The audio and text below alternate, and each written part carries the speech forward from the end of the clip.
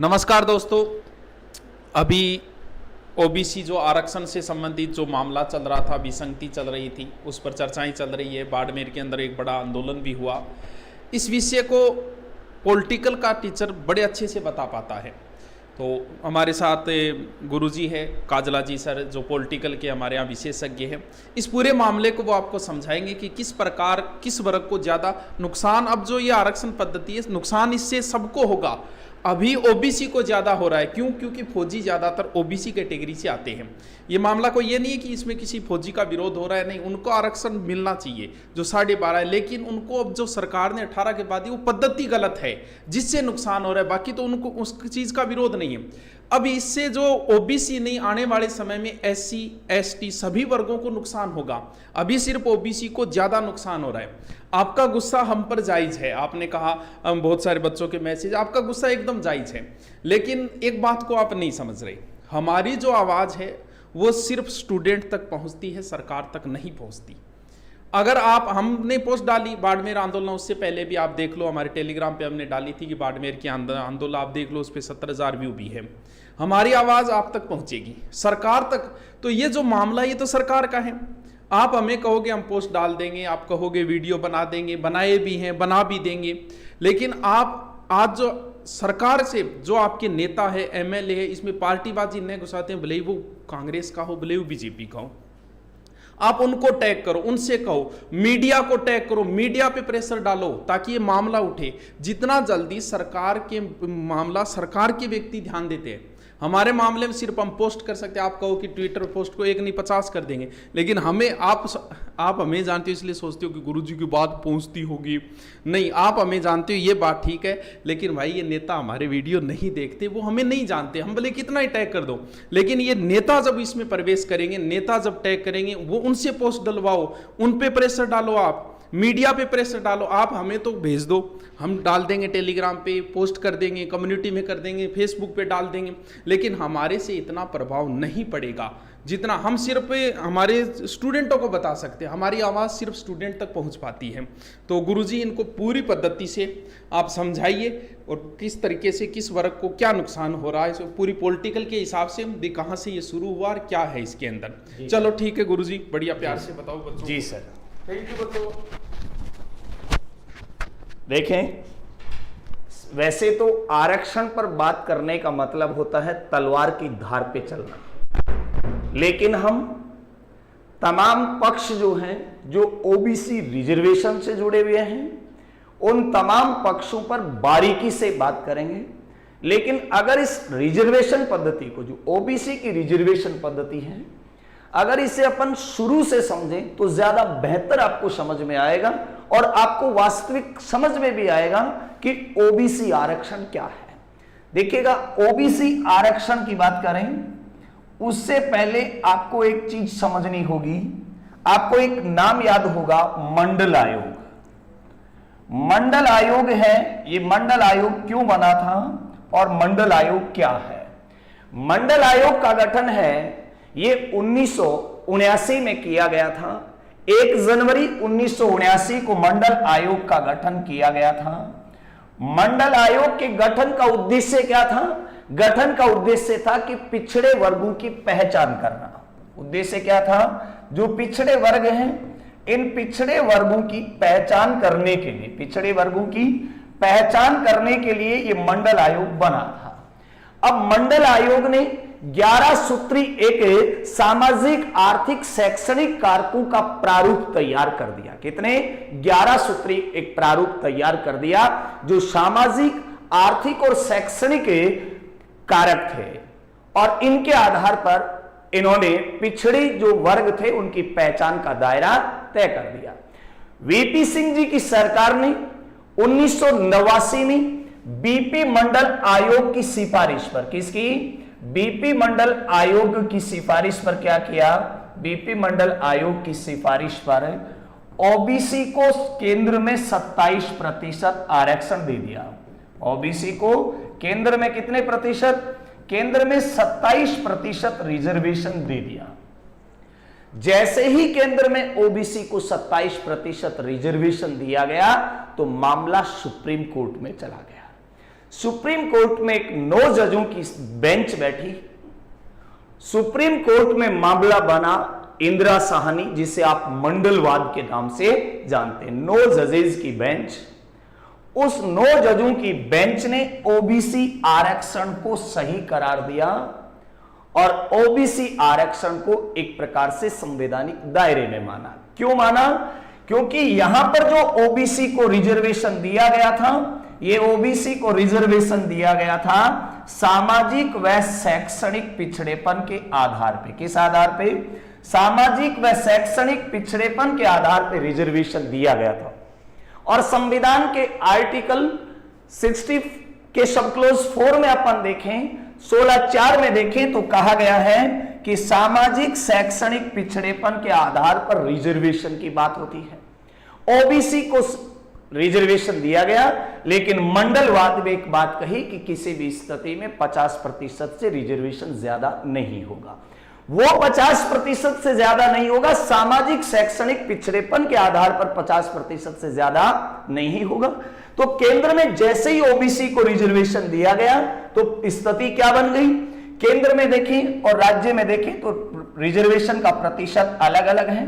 जैसे अनुसूचित जाति, जनजाति और अन्य पिछड़ा वर्ग की अपन बात करें तो केंद्र में अनुसूचित जाति को 15% रिजर्वेशन है, जनजाति को 7.5% रिजर्वेशन है और ओबीसी को 27% रिजर्वेशन है। इस प्रकार 49.5% रिजर्वेशन है। किस आधार पे? सामाजिक और शैक्षणिक पिछड़ेपन के आधार पर यह रिजर्वेशन है, जो कि संविधान के आर्टिकल 16(4) के तहत है। राज्य की बात करें तो राज्य में क्या है? राज्य में अनुसूचित जाति, जनजाति और अन्य पिछड़ा वर्ग का जो रिजर्वेशन का प्रतिशत है वो अलग अलग है। राज्य में अनुसूचित जाति को 16% रिजर्वेशन है, जनजाति को 12% रिजर्वेशन है और अन्य पिछड़ा वर्ग को 21% रिजर्वेशन है। यानी टोटल कितना है? 49% रिजर्वेशन है। वो आप फिर एमबीएस की बात करें, एसबीसी की बात करेंगे, वो सारा एक अलग विषय है, उसे कभी फिर अलग क्लास में समझेंगे। यहां पर देखिएगा होता क्या है, ये रिजर्वेशन का प्रतिशत है। अब रिजर्वेशन में एक नई पद्धति चलती है। एक तो होता है वर्टिकल रिजर्वेशन और एक होता है वर्टिकल रिजर्वेशन और एक होता है हॉरिजॉन्टल रिजर्वेशन। वर्टिकल रिजर्वेशन और एक होता है हॉरिजॉन्टल रिजर्वेशन। वर्टिकल रिजर्वेशन का मतलब है कि जन्मजात, कि जिस कैटेगरी में आपका जन्म हुआ है आप उस कैटेगरी का रिजर्वेशन का लाभ ले सकते हैं। जिस कैटेगरी में आपका जन्म हुआ है आप उस कैटेगरी के रिजर्वेशन का लाभ ले सकते हैं। हॉरिजॉन्टल रिजर्वेशन का मतलब होता है कि आरक्षण में आरक्षण। किसमें? आरक्षण में आरक्षण। अब सारा मामला इस हॉरिजॉन्टल रिजर्वेशन को लेकर के होता है। ये आरक्षण में आरक्षण क्या था, यहां से आप स्टेप बाय स्टेप से समझेंगे तो आपको बहुत अच्छे से समझ में आएगा, क्योंकि इसमें हर बिंदु को ध्यान में रखते हुए सटीक तथ्यों के साथ चलना होगा। सबसे पहले देखिएगा हॉरिजॉन्टल जो रिजर्वेशन है इसके संदर्भ में बात करें तो अपने को किस संदर्भ में बात करनी है? जो भूतपूर्व सैनिक हैं, इन भूतपूर्व सैनिक के रिजर्वेशन के संदर्भ में बात करनी है। भूतपूर्व सैनिकों को 1988 के परिपत्र में या 1988 में इनको रिजर्वेशन दिया गया। कब? 1988 से भूतपूर्व सैनिकों का जो आरक्षण है इस आरक्षण की शुरुआत होती है। किसकी? भूतपूर्व सैनिकों के रिजर्वेशन की शुरुआत 1988 से होती है। यहां पर राज्य सरकार ने भूतपूर्व सैनिकों को अलग अलग श्रेणी में रिजर्वेशन दे रखा है। जैसे कि राज्य सेवा की बात करें तो राज्य सेवा में 5% रिजर्वेशन है। 5% कहां पर है? राज्य सेवा में 5% रिजर्वेशन है। इसके अलावा 12.5% है ये अधीनस्थ सेवा में है। राज्य की जो अधीनस्थ सेवा है इस अधीनस्थ सेवा में कितना है? 12.5% है। अधीनस्थ सेवा जो राज्य की अधीनस्थ सेवा है इसमें 12.5% है। इसके अलावा अपन बात करें तो जो अन्य चतुर्थ श्रेणी है इसमें 15% रिजर्वेशन है। चतुर्थ श्रेणी जो कर्मचारी हैं इनमें 15% है। तो रिजर्वेशन का प्रतिशत भूतपूर्व सैनिकों के लिए अलग अलग है। अब होता क्या है, सारा मामला कैसे चलता है, और यह मामला 2022 में ही क्यों फैला, इससे पहले क्यों नहीं फैला, पहले पूरे मुद्दे को समझिएगा। यहां पर बात होगी अधीनस्थ सेवा में राज्य सरकार द्वारा दिया जाने वाला 12.5% रिजर्वेशन भूतपूर्व सैनिकों के संदर्भ में। होता क्या है कि 17 अप्रैल 2018 को राजस्थान सरकार के कार्मिक विभाग के द्वारा 17 अप्रैल 2018 को राजस्थान सरकार के कार्मिक विभाग द्वारा एक परिपत्र जारी किया गया, और उस परिपत्र की लैंग्वेज सुनिएगा ताकि आप ठीक से समझ पाए। परिपत्र में कहा गया कि भूतपूर्व सैनिकों की, किसकी, भूतपूर्व सैनिकों की पदों की जो तय सीमा थी वो तय सीमा खत्म कर दी गई, यानी ओरिजेंटल रिजर्वेशन में तय पदों की जो निश्चित संख्या थी वो क्या कर दी, खत्म कर दी। जैसे मान लीजिएगा 200 सीटें हैं, तो इनमें कहा गया कि चलो जी आपको 30% रिजर्वेशन देंगे, मान लीजिएगा ऐसा कह दिया गया। तो इस 200 का 30% या 15% की बात हो गई, तो 15% में कहा गया कि साहब आपकी 30 सीटें फिक्स होंगी। ये था पहले वाला।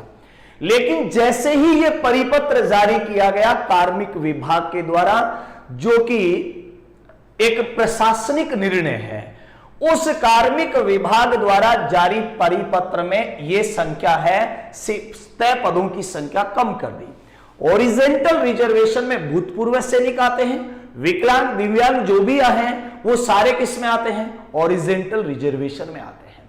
अब मुद्दा यहां पर यह बनता है कि यहां ओबीसी वर्ग में ही आक्रोश क्यों आया, तो इसके पहले तथ्यात्मक जानकारी सुनिएगा कि वर्तमान राजस्थान में देखें तो भारतीय सेना में जो भूतपूर्व सैनिक हैं, ये भूतपूर्व सैनिक 90% से अधिक है। मैं थल सेना, जल सेना और वायुसेना की बात कर रहा हूं, या पैरामिलिट्री फोर्सेस की बात नहीं कर रहा। भूतपूर्व सैनिक 90% हैं, ये ओबीसी कैटेगरी से आते हैं। कौन सी, ओबीसी कैटेगरी से आते हैं। और पहले पदों की संख्या फिक्स थी, जैसे ही उसको खत्म किया तो ये अपने ही वर्ग में रिजर्वेशन ले रहे हैं। तो इनके वर्ग को राज्य में कितना प्रतिशत रिजर्वेशन है, 21% रिजर्वेशन है। अब 21% रिजर्वेशन है, पहले फिक्स था कि आपको कितना 12.5% दिया जाएगा, पदों की संख्या फिक्स होती थी कि इतने पद आपके होंगे। लेकिन अब पदों की संख्या को क्या कर दिया गया, खत्म कर दिया गया। तो ऐसी स्थिति में अधिकांश जो 90% से अधिक सीटें हैं, ये भूतपूर्व सैनिकों ने कब्जा कर ली। हालांकि उनका हक भी जायज है, क्योंकि आपको जो सामाजिक शैक्षणिक जो रिजर्वेशन दिया गया है आधार पर, वह कॉन्स्टिट्यूशनल प्रोविजन के अनुसार एकदम सही है, वो गलत नहीं है। वो आपका संवैधानिक अधिकार, मौलिक अधिकार की श्रेणी में आता है ये आपको।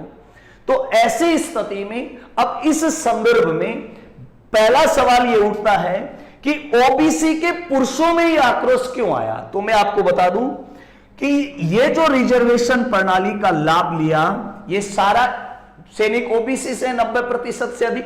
तो ऐसी स्थिति में इन्होंने ओबीसी रिजर्वेशन पर कब्जा कर लिया। महिलाएं इसलिए नहीं आई आगे, या महिला इस आंदोलन में इसलिए मौन है कि कहीं ना कहीं महिला सैनिकों की संख्या नगण्य है, और अगर है तो अभी वो सेवानिवृत्ति वाले दौर में नहीं गुजरे हैं। दूसरा, ये 2018 के बाद ये मामला ज्यादा क्यों फैला, तो ये परिपत्र इसके लिए उत्तरदायी है। तीसरी बात ये आती है कि यहां पर जो संख्या है, ये संख्या ओबीसी से, और मैं आपको बता दूं 2015 के बाद अपने राजस्थान में जो सैनिक हैं वो सबसे ज्यादा रिटायर हुए हैं। तो यहां आकर प्रतियोगी परीक्षाओं की उन्होंने तैयारी की है। अब राज्य सरकार क्या इस परिपत्र को वापस ले सकती है। देखो, ये कार्मिक विभाग का आदेश है। जब एक विधानमंडल के द्वारा बनाए हुए कानून को वापस लिया जा सकता है, तो कार्मिक विभाग द्वारा जारी इस परिपत्र को भी वापस लिया जा सकता है। राज्य सरकार इस संदर्भ में क्या कर सकती है, राज्य सरकार के पास सीधा सा तरीका यह है कि वह तमाम जो ओबीसी के वर्ग के कैंडिडेट्स को जो नुकसान हुआ है, उस नुकसान की भरपाई के संदर्भ में उस राज्य सरकार को विचार करना चाहिए।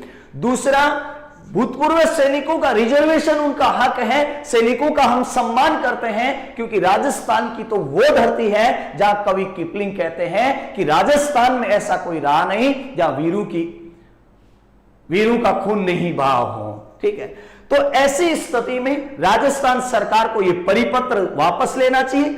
अलग से जो सैनिक हैं, इनके पदों का रिजर्वेशन है, ये अलग से तय किया जाना चाहिए। ठीक है, और यहां पर मूल कारण यही था कि सैनिकों की संख्या ज्यादा थी। और मैं आपको बता दूं, 2000 से लेकर के 2005 तक देश में सैनिकों की जबरदस्त भर्ती हुई थी।